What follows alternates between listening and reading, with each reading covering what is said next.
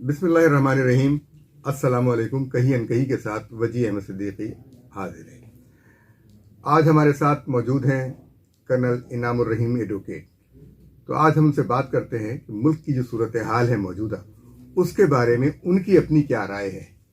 जी colonel साहब। आज हमारे सामने मुल्क के हालात हैं जिसने तकरीबन हर मुहब्ब वतन शहरी को रंजीदा कर रखा है कि हमारी इकॉनमी किधर जा रही है। अगर हम इंडिया के साथ कंपेयर करें तो इंडिया जो है इस वक्त दुनिया की 5वीं बड़ी ताकत है, जबकि हम डिफ़ॉल्ट की तरफ जा रहे हैं। अगर इस पे थोड़ा गौर किया जाए इसकी वजह क्या है, तो मैं आप सबको रिमाइंड कराऊंगा वो सानेहा 1971 वाला जिसमें पाकिस्तान 2 लाख हो गया।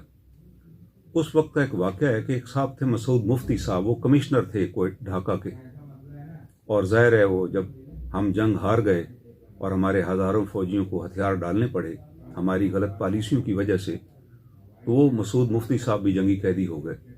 और जब जंग से रिहा हुए तो उन्होंने किताब लिखी चेहरे।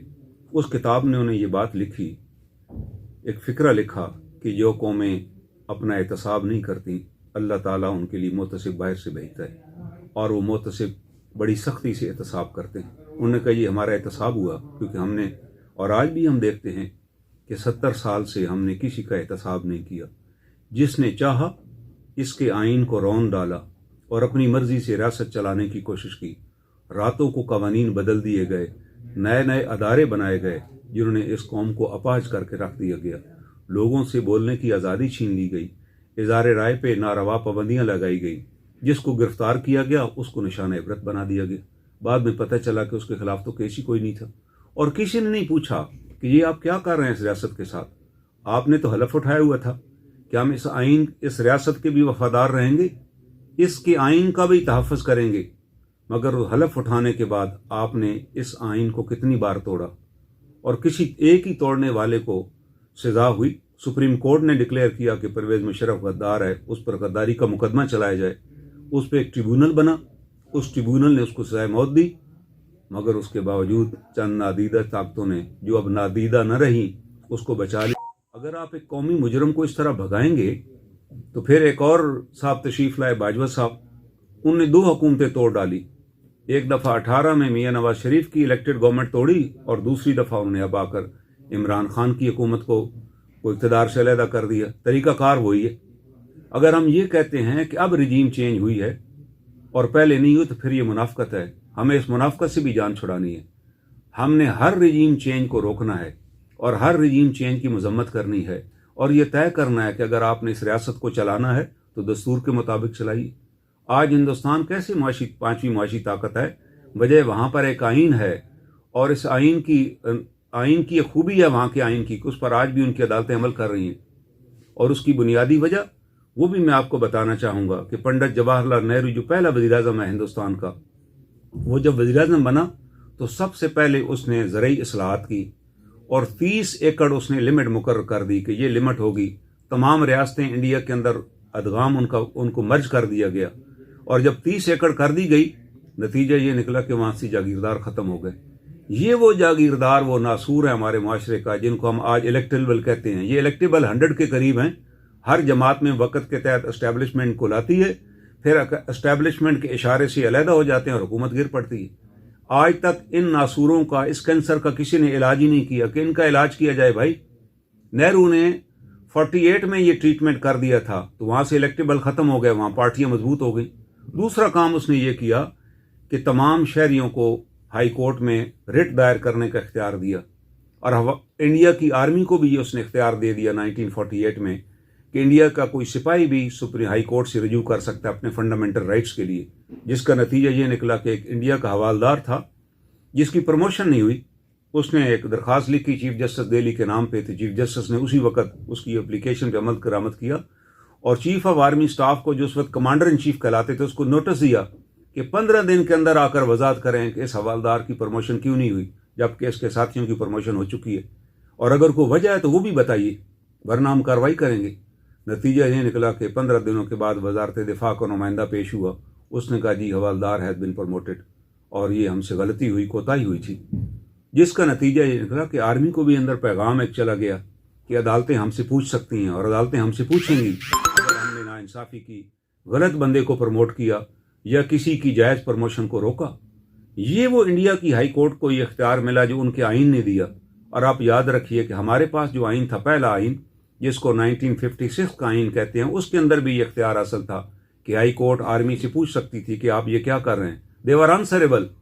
لیکن ہوا یہ کہ جب ایوب خان تشریف لے آئے اور انہیں 56 کے آئین کو ایبروگیٹ کر دیا اور اپنا آئین لے کر آئے 62 میں، اس آئین کے اندر انہوں نے یہ لکھ دیا کہ جناب کوئی ہائی کورٹ جو ہے کسی آرمی کے میٹر میں مداخلت ہی نہیں کر سکتی، ہم سے کوئی پوچھ نہیں سکتا. اس چیز نے آرمی کو اکاؤنٹیبل نان اکاؤنٹیبل کر دیا، اباؤ دی لا ڈکلیئر کر دیا گیا. اور اس کی بھی ایک وجہ ہے، جب لوگوں کا مطالبہ پڑا ایوب خان سے کہ جی آپ آئین ملک میں نافذ کریں، آپ کا ماشاء اللہ اتنے عرصے سے چل رہا ہے، تو اس نے ایک میٹنگ کی. اور اس کی بدقسمتی دیکھیے کہ ملک کا جو چیف جسٹس تھا جسٹس منیر، جس نے وہ نظریہ ضرورت ایجاد کیا تھا، وہ ریٹائر ہو کے اس کا قانونی مشیر بن چکا تھا، وہ بھی اس میٹنگ میں موجود تھا اور بھٹو صاحب بھی موجود تھے.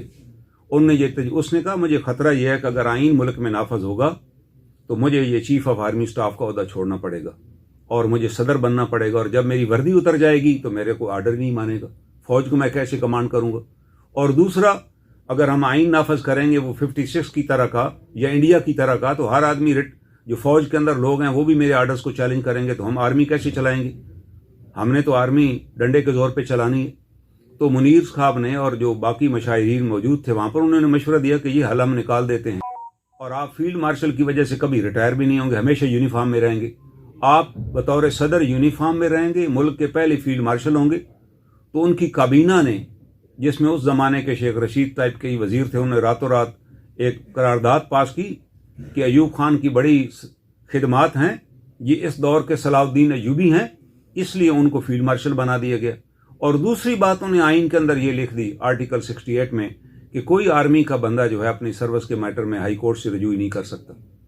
بعد میں جب بھٹو صاحب ملک کے وزیر اعظم بنے تو انہوں نے طے کر لیا تھا کہ 12 جرنلز کے خلاف میں نے کارروائی کرنی ہے، اور ایئر مارشل کے خلاف جو ایسٹ پاکستان کے ذمہ دار تھے وہ یہ نہیں چاہتے تھے کہ وہ بھی عدالتوں میں جائیں. تو انہوں نے جو 1973 کا کانسٹیٹیوشن ہے اس کے اندر بھی یہ کلاس ڈال دی. اس کو کہتے ہیں 199 کے اندر 3 اور 5 ہے سب آرٹیکلز، جس کے اندر ایک بار کریٹ کر دی گئی کہ کوئی آرمی کا آدمی جو ہے وہ عدالتوں سے رجوع نہیں کر سکتا. یہ وہ وجہ بنی کہ فوج کے اندر یہ کنسیپٹ بیٹھ گیا کہ ہم تو آنسریبل ہی نہیں ہے، ہم سے تو کوئی عدالت پوچھ ہی نہیں سکتی. حالانکہ وہاں سروس میٹر تھا کہ کوئی اپنے سروس سٹرکچر کو نہیں چیلنج کر سکتا. یہ دنیا کی واحد آرمی ہے اس وقت پوری دنیا میں جس کے پاس کوئی رائٹ آف اپیل ہی نہیں ہے کہ کسی انڈیپینڈنٹ ادارے میں جا کے اپنے مسئلے کو چیلنج کر سکے. یہ تو بعد میں ہم نے بڑی ایفرٹس کی اور ایک پوری مہم چلائی اور ریٹن ریپرزنٹیشن پارلیمنٹ کو بھیجی کہ جناب یہ 199 3 اور 5 ختم ہونا چاہیے.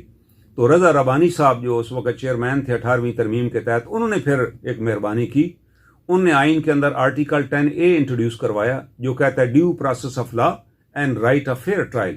یہ ایک رائٹ ہمیں ملا جس کی وجہ سے ہم دوبارہ ہائی کورٹوں میں آئے اور ہماری ریٹ ایڈمٹ ہونا شروع ہو گئی. لیکن ابھی تک ججز کے ذہن میں یہی ہے کہ ہم ان کے خلاف تو کوئی ریٹ دائر ہی نہیں کر سکتے. جب آپ نے ایک ایسا ادارہ ملک کے اندر ہے جس کا اپنا بجٹ ہے، جو اپنی ارننگ کر رہا ہے، جس کی اپنی پولیس ہے، جس کی اپنی عدالتیں ہیں، اور آرمی کورٹ آف اپیل کے بارے میں لکھا ہوا ہے کہ decision of army court of appeal can not be challenge in any court of Pakistan. تو بھائی آپ ایک پیرلل ادارہ آپ نے کھڑا کر دیا ہوا ہے جس سے کوئی پوچھ ہی نہیں سکتا، جو چاہے آئین کو توڑے، چاہے شہریوں کو اغوا کرے اور بیچ ڈالے اور ڈالر کمائے، اپنی کتاب میں بھی لکھے کہ we earned million of dollars as a bounty we receive from America. تو بھائی اس ملک میں پھر کیسے انصاف ہوگا؟ اس ملک کے اندر قانون کی حکمرانی کیسے ہوگی؟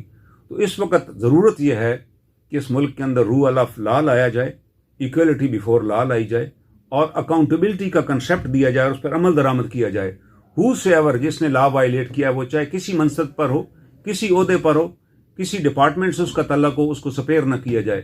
جب تک یہ نہیں ہوگا اس ملک کی معیشت کی حالت شاید اور بھی خدا نخواستہ دگرگوں ہو جائے. یہ ملک ہمارا ہے، اس کو بچانے کے لیے ہم نے نکلنا ہے، اور یہ ضروری ہے کہ اس ملک کے اندر قانون کی حکمرانی ہونی چاہیے اور تمام لوگ قانون کے سامنے برابر ہونے چاہیے، اور ان سے پوچھا جائے یہ آپ کیا کر رہے ہیں؟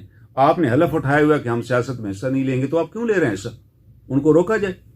یہ ہم سب کی ضرورت ہے اور یہی اس ملک کی بقا ہے. تو ابھی جو وعدہ کیا تھا باجوہ صاحب نے کہ جی ہم اپولیٹیکل ہو گئے ہیں، اور اب جو آرمی چیف آئے ہیں ان سے ہم کیا توقعات رکھتے ہیں؟ میں سمجھتا ہوں کہ ان کو وقت دینا چاہیے، کیونکہ باجوہ صاحب کا وہ کنفیشن ہے بیسیکلی، جس میں وہ کہتے ہیں کہ آج ہم سیاست سے ذات الگ ہو چکے ہیں۔ اس کا مطلب ہے یہ طے شدہ ہے کہ اس سے پہلے وہ سیاست میں حصہ لے رہے تھے۔ اس کی گواہیاں تو تمام سیاستدان جو ان کی اپنی پارٹی کے ہیں، ایون پرویز الہی صاحب کہہ چکے ہیں کہ باجوہ صاحب پہ ہم پہ احسان ہے، ہم ان سے مشورہ کرتے رہے، ہمارے لیے وہ فرشتہ ثابت ہوئے۔ تو اگر یہ صورتحال ہے تو ان کا بھی ٹرائل ہونا چاہیے کہ انہوں نے کیوں اپنے حلف کی خلاف ورزی کی اور کس طرح حکومتیں توڑتے اور جوڑتے رہے۔ 2 حکومتیں وہ توڑ چکے ہیں، ایک مسلم لیگ نون کی اور ایک پی ٹی آئی کی، دونوں پہ ان کا مواخذہ ہونا چاہیے۔ تبھی تو آپ دیکھیں نا 18 میں کیا ڈالر کی پوزیشن تھی اور آج کیا ہے۔ اور ہم نئے آرمی چیف سے بھی یہ توقع رکھیں گے کہ پاکستان کی بقا اسی میں ہے کہ آرمی جو ہے آئین میں دیے ہوئے مینڈیٹ کے مطابق اپنی ذمہ داریاں پوری کرے۔ ہم ان کے لیے دعا گو ہیں کہ اللہ تعالیٰ ان کو اس کی توفیق عطا فرمائے، اور یہی ایک طریقہ بقا کا ہے۔ دنیا میں جتنی جمہوریتیں ہیں یا جتنے ممالک ہیں، اس کی سروائیول کی وجہ یہ ہے کہ ہر محکمہ اپنا کام کرتا ہے جو اس کا اپنا کام ہے۔ جو انڈیا کی آرمی ہے یا چائنا کی آرمی ہے یا بنگلہ دیش کی آرمی ہے، they are related to only defence of their mother land, تو وہ دفاع کر رہے ہیں۔ ہمیں بھی اپنے آپ کو دفاع کی طرف ہی توجہ دینی چاہیے، اور اگر ہم یہ دیں گے تو کوئی ہماری طرف آنکھ اٹھا کر بھی نہیں دے سکے گا۔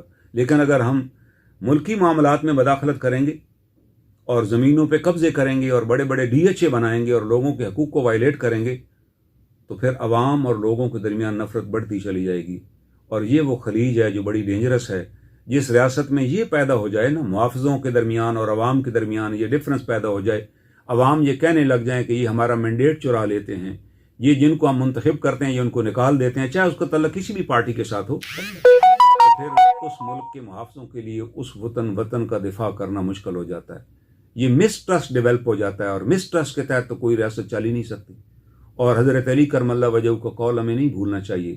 حضرت علی کرم اللہ وجہہ فرماتے ہیں الملک یبقی مع الکفر ولا یبقی مع الظلم، کو ریاست کافروں کے نیچے کفرانہ نظام کے تحت تو قائم رہ سکتی ہے، مگر کسی ظالمانہ نظام کے تحت نہیں چل سکتی کہ لوگوں کو لاپتہ کیا جائے اور پھر ان ورثاء کو پتہ ہی نہ چلے کہ وہاں کہاں چلے گئے۔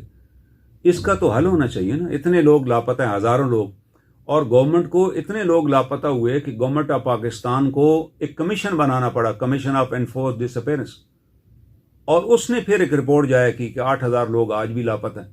تو اگر وہ لاپتہ ہیں تو جناب اس کی ذمہ داری کا تعین تو کیجیے کہ کون ذمہ دار ہے، اور ان لوگوں کو کٹہرے میں لائیے، تاکہ جن کے بچے فوت ہو جاتے ہیں اور اپنے بچوں کو خود دفن کرتے ہیں تو ان کو سکون آ جاتا ہے، وقت بہت بڑا مرہم ہے۔ لیکن جس کا بیٹا یا بھائی اور خامد لاپتہ کر دیا گیا، جس کا والد لاپتہ کر دیا گیا، اس کا آج تک نہیں پتہ، تو وہ جانتا ہے کہ میرے دشمن کون ہے، کس نے میرے باپ کو اغوا کیا تھا، تو وہ کیسے اس سے ہم توقع کریں گے کہ وہ ریاست کا لائل بھی ہو، اداروں کا بھی احترام کرے؟ وہ کبھی بھی اداروں کا احترام نہیں کرے گا۔ ریاست کی لائلٹی بھی اس کی ڈاؤٹ فل ہو جائے گی، کیونکہ آپ ایک بہت بڑا زخم اسے پہنچا سکیں۔